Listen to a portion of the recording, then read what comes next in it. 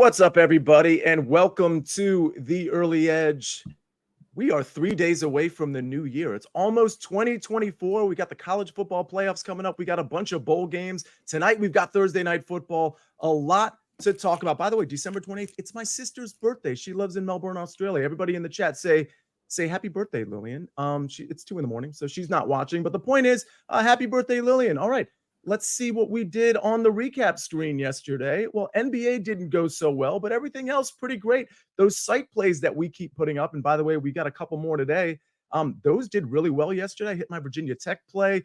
Martin Green comes through with his soccer play. Happy to see all that. Everybody, hit the like button if you would. Subscribe to this channel if you're not already there. I see you, Eric Langley. Happy birthday, Lillian. Funny because she went to Langley High School in McLean, Virginia. So nice connection there. Thanks everybody for giving her a shout out. All right, let's bring in the stars of the show on this Thursday night. We've got Thursday night football, but we got plenty more, and we've got a full house. Danny Brasco, the maestro, Buckets feeling a lot better with a fresh new haircut, and of course, Propstarz. Proppy is here with us today. And gentlemen, let's get right to it. We got a lot of picks to get to, but let's go to our marquee matchup because I think a lot of people think of this game and they're thinking, well, why would you call this a marquee matchup? We've got the Jets and the Browns. It's Trevor Siemian. It's Joe Flacco. The reason it's a marquee matchup is because it's NFL football. And I am very, very intrigued by this game. We got a 7.5-point spread at BetMGM. This line opened at 7. And Larry, I'm going to go to you first because you were smart enough, I believe, correct me if I'm wrong, to have put this play in on SportsLine when it was 7. Boy, do I like it much better at 7 than 7.5. And we'll get to your official plays, but talk to me about this total 34.5 and this 7.5-point total at BetMGM and most other books. Well, see, I actually got it at 6.5 on Monday morning when it opened. Still would play it at 7. Talked about it at 7 on the Tuesday NFL preview. It's the Joe Flacco and Elijah Moore revenge game against the Jets. You know, the Jets have surprisingly scored 30 points in 2 of their last 3, but those were at home against the Commanders and against the Texans. 2 horrific defense. Those were aided by turnovers, block punts. Now you're going to the best defense in the league, the best defense in terms of yards per play, yards per pass on the road on a short week with Trevor Siemian, who basically looks for Garrett Wilson on every single snap. And then as soon as Garrett Wilson is covered, he dumps it off to Breece Hall. He is just, I think he's going to get mauled tonight. Myles Garrett doesn't have a sack, in 5 straight games. And he is steaming about that because he gets double teamed. I think it's like over a third of the time. He's going to get to Siemian tonight. I think it's a Browns blowout, but I don't want to lay 7.5 when you could have laid 6.5, but I'm still good with -7. Yeah, pretty big difference there. Joshua John says, got it at -6.5 the moment Larry posted it. Thanks, Larry, exclamation point. Don't thank him until after it covers. But listen, Joshua Johns, you got the better number. And for the record, let's put this out there right now so everybody understands what they're getting if they sign up for SportsLine, because you could have gotten this days ago at a really palatable number at 7.5, not quite as good. If you want to join SportsLine, you get 60% off the annual plan. Again, 60% off the annual plan. All you have to do is type in winners. That's the promo code winners, and you get 60% off the annual SportsLine plan. Just go to head to sportsline.com/join to get all of that. Joshua Johns, good eye. I'm sure you have your notifications turned on for all of these guys, but it looks like you had them turned on for Larry, which is super smart. Proppy, I'm going to go to you next because, you know, and I can't wait to get to Danny on this one too, because I know Danny is not afraid to be contrarian. So I'm just curious where he's at when we go to this marquee matchup. But it's nearly mouthwatering to take really the Browns at almost any number, but certainly 7 or less. I mean, I don't know if people want to engage in buying the 0.5 point, but my point here is I could really see this game being like 23-3. Is there any reason I should be maybe looking to the other side? Well, first and foremost, shout out everybody. Good morning. What's up, chat? Happy birthday, Lillian. Sia, you're my cousin, so she's a cousin of mine as well.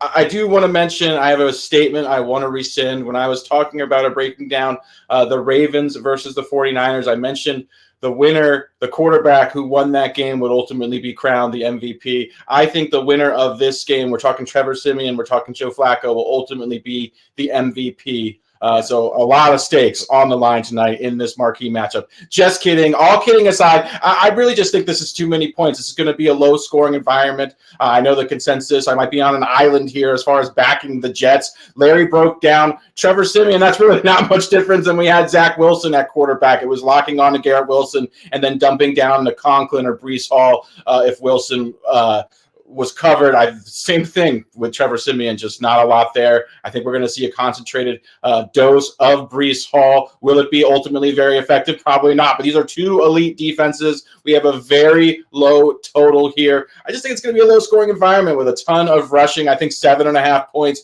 is frankly too many. I could really see the Jets defense having a ton of success, just like the Browns are going to against this Jets offense. The Browns could potentially be without Amari Cooper tonight, and just this run game, which has been the path to kind of having success against the Jets defense, just isn't leading to me to be very confident. We're talking about Jerome Ford. We're talking about Kareem Hunt there. So, yeah, I really think this game's ultimately going to come down to a field goal or two. I will take the Jets here, and I am pretty confident about it.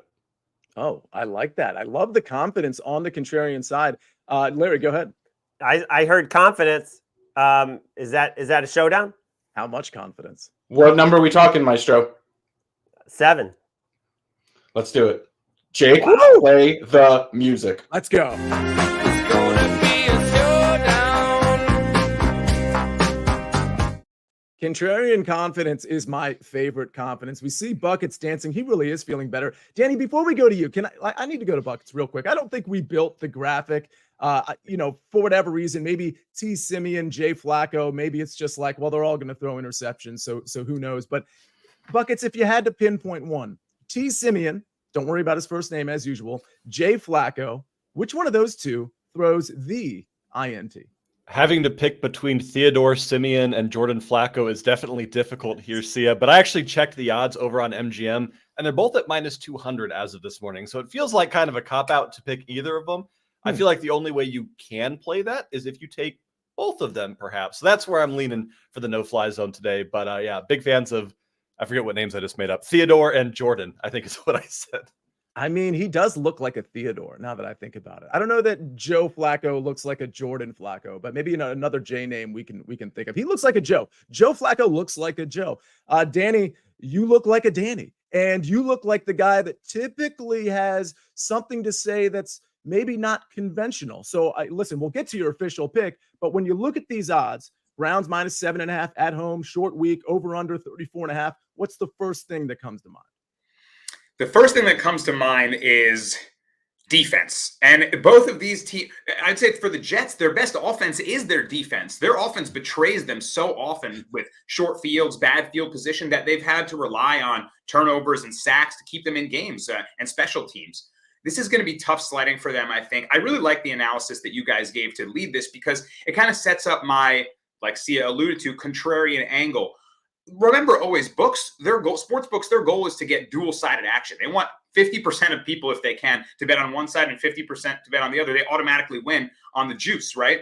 This, to me, is shout out to Larry for getting 6.5 before that key number of 7. That's a big line. But now the 7.5 line, it almost feels like books are being like, Jets plus 7.5? Pro bettors, please take. Is that good enough? Like, they want to give you a reason to take Jets. I'm not buying it. That hook is not even scaring me away, and I wish I got to it before. But I feel like the Browns can still cover this, even with a low total, with wins and an under environment. What are the Jets going to do to move the ball down the field? How are they going to put up their share of the total to keep pace, even if Amari Cooper's heel is compromised, even if Joe Flacco doesn't, throw 10 deep shots in this game? I think the Jets offense will ultimately betray them. So the hook is scary, but I feel like it's the same way that I felt about the Eagles plus 3.5 when the whole world was seemingly on them. It's trying to move you off that hook, with that hook. I'm not being moved off. I think the Browns win easily in this game that they've got to have for the AFC North division. I love the psychology of what you just discussed in terms of the number moving to that hook. That is certainly going to scare people in a lower scoring game. It doesn't really, now listen, I'm not taking a showdown against Proppy, but it doesn't really scare me off either. Of course, I wish I got Larry's number. By the way, Danny, Snug the Cat says, Danny looks like an Amags, which for some reason is funny to me. But People have often said that we are each other's body doubles. When Amags can't do a show, I step in. No one knows the difference. Vice versa. Well, you're both handsome, you're both sharp, so I kind of get that. And you both wear hats a lot of the time. So Snug the Cat, very good observation. Yankees. Oh, speaking of Amags, you'll see him very soon as we start heating up for baseball season. I trust you'll probably see the Sniper and Amags coming along as we get towards spring training. Larry, go ahead. Yeah, one thing I'm really excited about is that that we've gotten NFL props on the site, NBA props on the site, should have full MLB props on the site, which is Amags Wheelhouse. Oh, absolutely love that. It really is. I mean, Amags is sharp across the board, but that certainly is his wheelhouse. By the way, BetMGM, that's my wheelhouse. BetMGM has all the action for every sports fan. New BetMGM customers can sign up today and get a first bet offer up to $1,500. If your first bet loses, you'll receive up to $1,500 in bonus bets with bonus code EDGE1500. That's bonus code EDGE1500.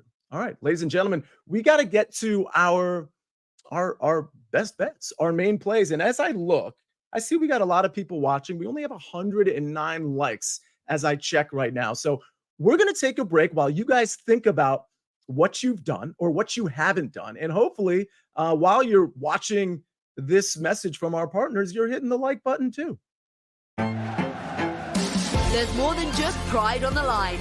It's a top-of-the-table Old Firm derby. Celtic, Rangers, Saturday on CBS Sports Network. So, Buckets, I harken back to a couple of days ago when you gave out a winning pick as one of your official plays. I think it was during Coughgate where maybe you had to exit early, or maybe it was the day after that. But long story short, you jumped into the chat because a lot of those games were starting right when the early edge started, like 10 o'clock. And you put in 2 live plays that people were taking. Like, we talked about them on the show.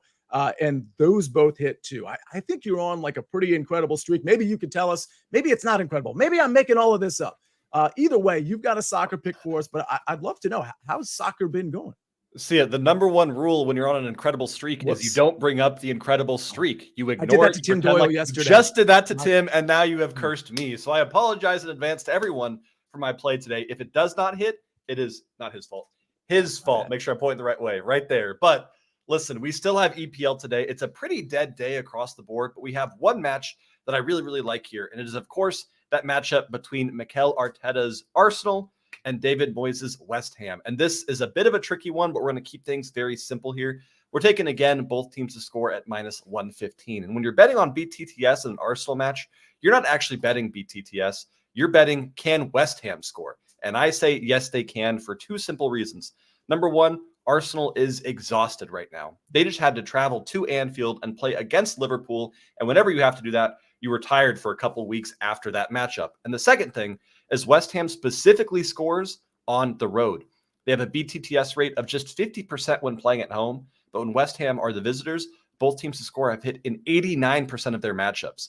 We have 2 games in pretty good form right now, 2 teams in tremendous attacking form here. I love the fact that both teams to score was playable because I was expecting this line to be closer to the -150, -165 range. See ya. So I got to apologize because I may have just jinxed Buckets and everybody who tails Buckets, which is thousands of people. I know I jinxed Tim Doyle yesterday, who came in undefeated and then, of course, ended up losing. But you know what? I want some of the heat to come off of me. So, Larry, if you would, you get in the jinxing game sometimes too, don't you? Yeah, I did it yesterday to Proppy. He had hit 10 NBA props in a row. I tweeted that out with his season-long record. Of course, that prop missed. The other one he posted later in the day hit. So he is 11-1 in his last 12. He's still up almost 17 units for the NBA prop season. But, of course, I jinxed him.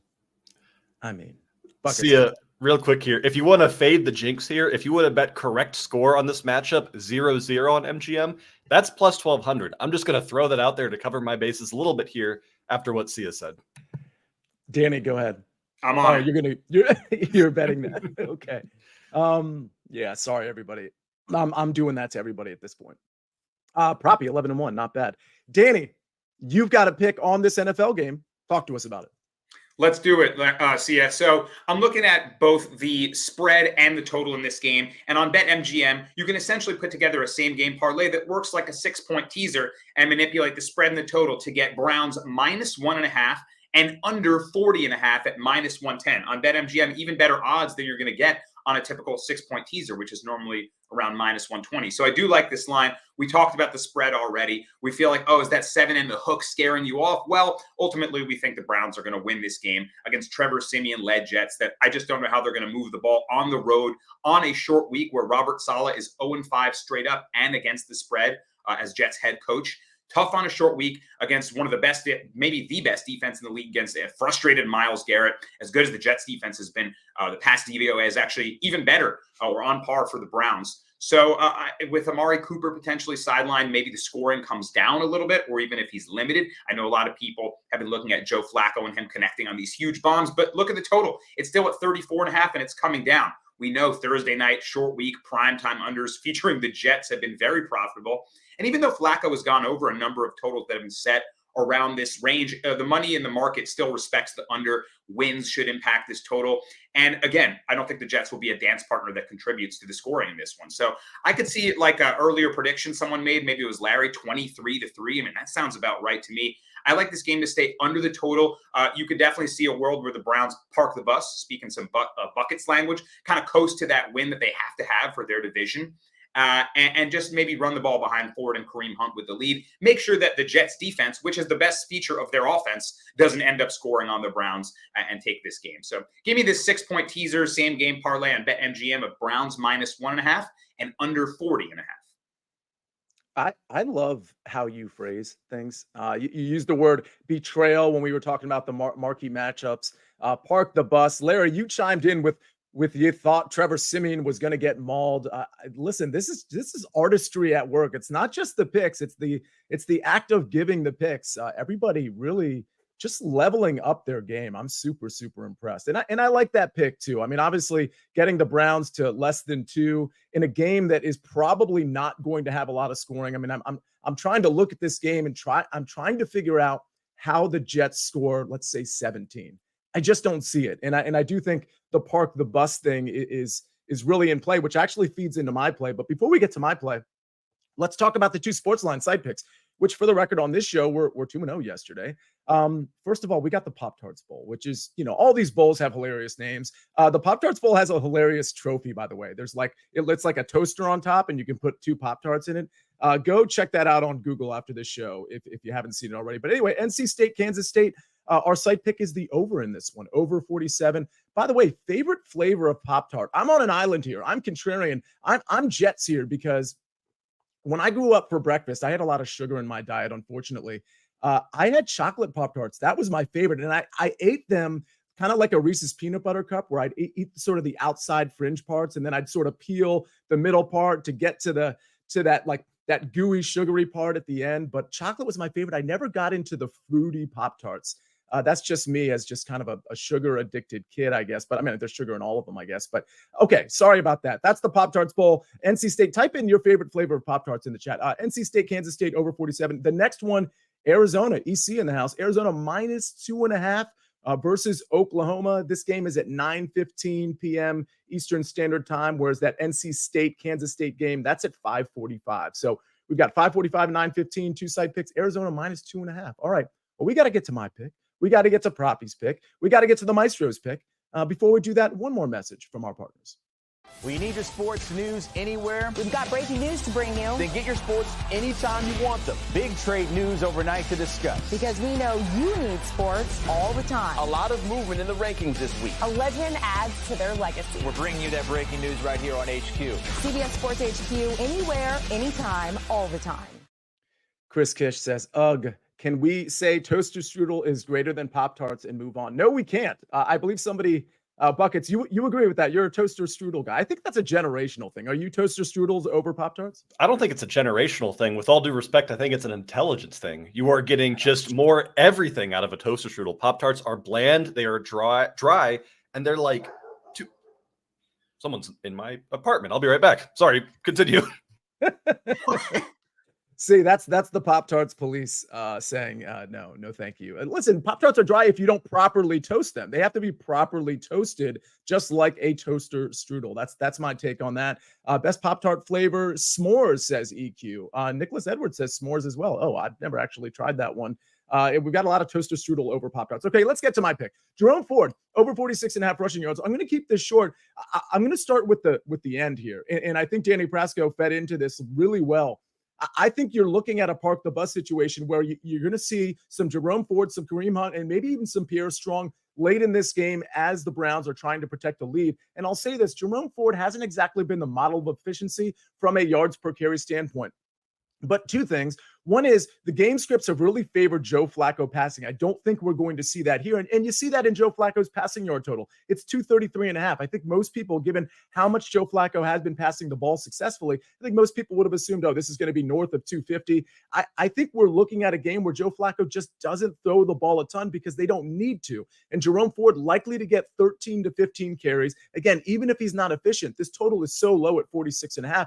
For the record, this is the same total that I bet on with Breece Hall last week against Washington. Now, that was a completely different situation because it was against Washington, but this New York Jets rush defense isn't super formidable. So in a neutral but more likely positive game script, Jerome Ford being the lead running back here, I see him surpassing this somewhere late third, early fourth, mid fourth as they're protecting a lead. So give me Jerome Ford over 46.5 rushing yards. All right, that's my play. And we've got more coming from this game. But before we do that, Proppy, we got to hear from you. Sorry, I've kept you quiet for at least 5 to 8 minutes, and I hate doing that.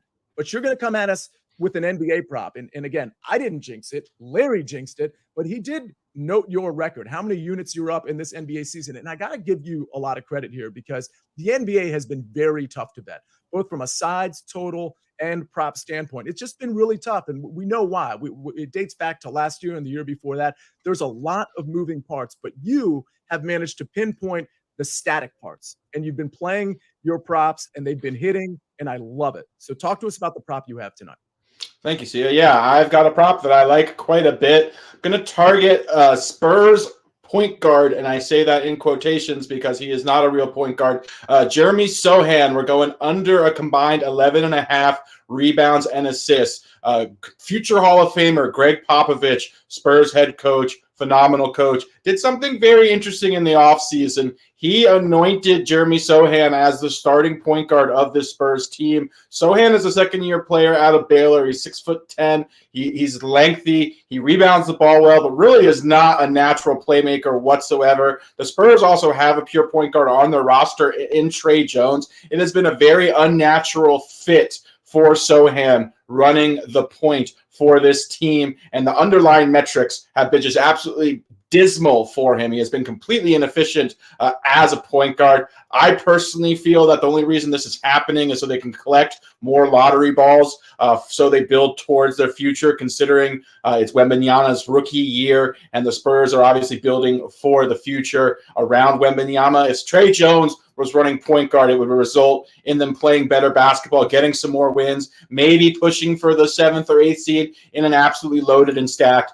Western Conference. So really Sohan's out there, in my opinion, just to keep the Spurs away from making the playoffs. But yeah, 11.5 combined rebounds and assists is a large number for him in pretty much any game environment. Wembanyama is playing tonight without restrictions. It's the first half of a back-to-back against Portland tonight. Then they play Portland tomorrow. Wembanyama is going to play tonight. He's not going to play tomorrow. When Wemby is on the floor, he just has a tremendous usage rate and compiles a ton of rebounds and assists, which takes the ball out of Sohan's hands as well. So there's just so many ways that this number can stay under. In my opinion, it should be 10.5 or 9.5, 10.5 at absolute most. So I really like fading this spot. It's kind of an unusual one. But yeah, we're going to go under 11.5 combined rebounds and assists for Jeremy Sohan.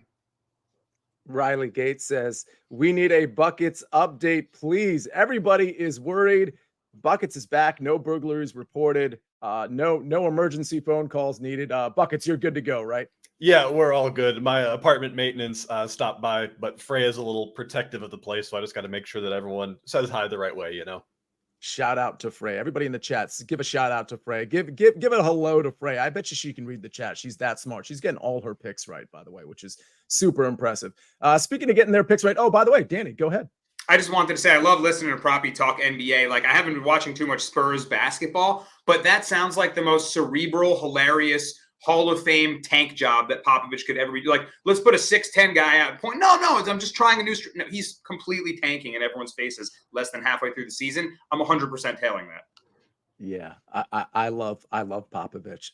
There's something about Popovich where even when he's doing stuff like this, I just think it's hilarious on so many different levels. I do still think he's a great coach for whatever that is worth. I also think, again, Eric Spoelstra doesn't get enough credit. I think he's maybe the best coach in the NBA, if not top 3. So I've been saying that for a few years now, and he keeps proving me right by taking mediocre teams to the finals, which is he's your Kyle Shanahan, Sia, of the NBA.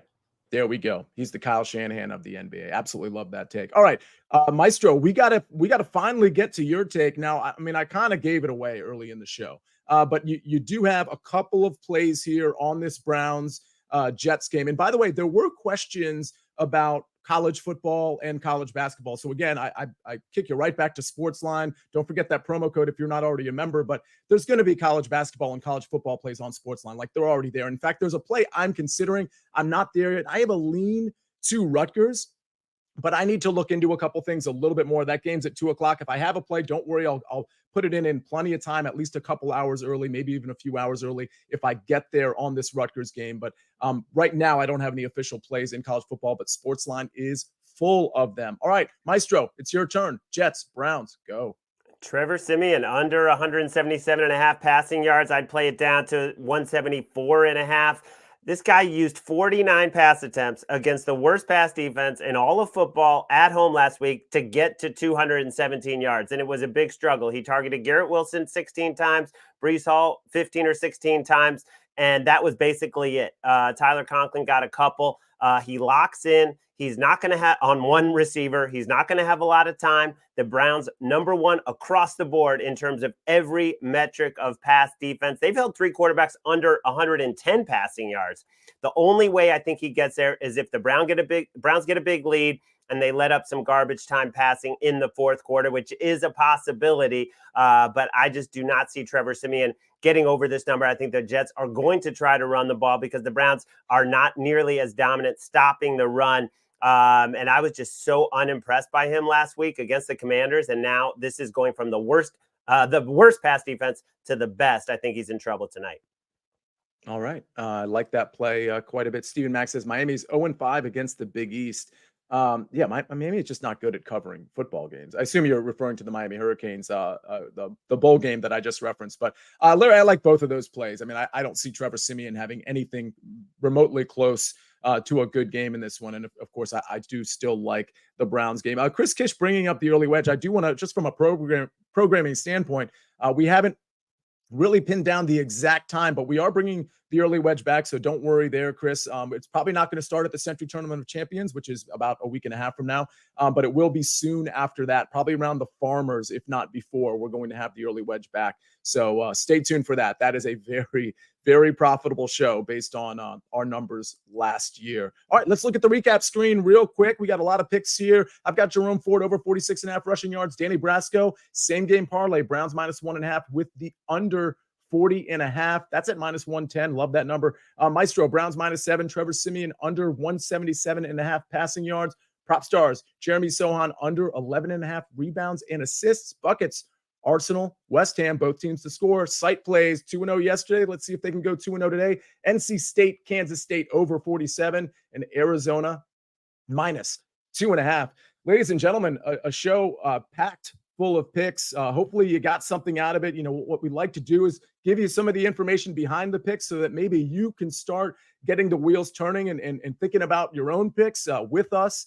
Maybe independent of us. The point is we're trying to teach you, we're trying to entertain you, and we're trying to give you good picks. So hopefully we were successful today doing that. Of course, we got big pick energy tomorrow, so you're going to want to be back here at 10 o'clock in the morning. But for now, on behalf of Propstarz, on behalf of the Maestro, Danny Brasco, Buckets, Jake the Snake on the 1s and 2s and 19s and 20s, I am the Counselor of Cash. This is the I almost said early wedge. It's coming around, folks. This is the Early Edge, and we rest our case.